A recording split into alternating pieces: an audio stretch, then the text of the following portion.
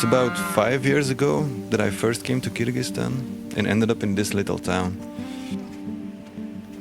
It's a very quiet and peaceful town where most people live in a small farm with their animals.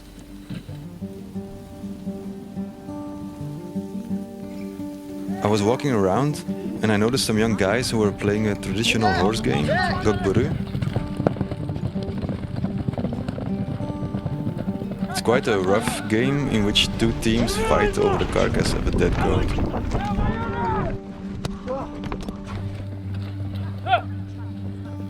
I started photographing the game, and that's how I got in contact with some of the people of the village.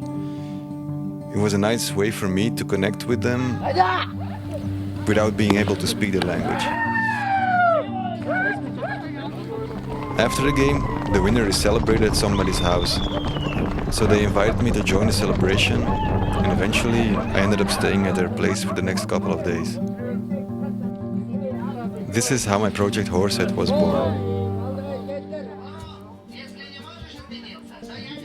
I've returned to this place several times because it gave me the chance to get to know the people, but also to experience their lifestyle myself.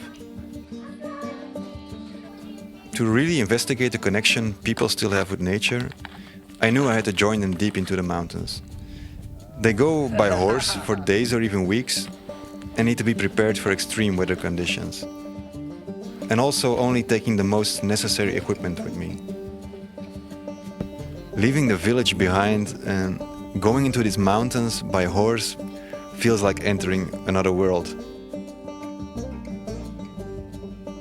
There is also no more connection, so I have to put my fate completely in the hands of my Kyrgyz friends.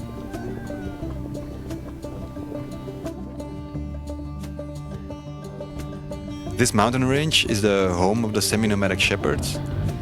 They live in isolated farms and take care of their sheep, horses and yaks.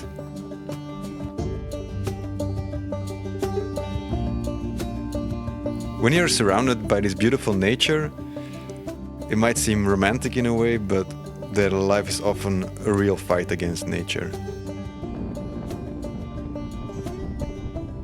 I realized that to survive in this hostile environment, the knowledge of the shepherds about the mountains, the animals, and the weather is crucial. For example, during winter, temperatures can drop to minus 30 degrees. When I see how they connect with their animals and how they are self-sufficient in so many ways, I realize it's something we might have lost in our society. During my work, I'm mainly observing and documenting, but at the same time, I'm learning a lot about life in these remote places. It's that experience I'm trying to show in my images.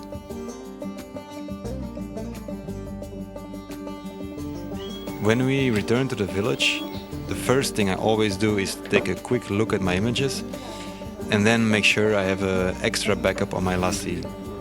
I really don't mind taking some risks. There's only one risk I'm not willing to take, and that's losing my photos. I think photography is a way to investigate and to better understand the world. But for me, it's also the perfect excuse to just throw myself into a new adventure.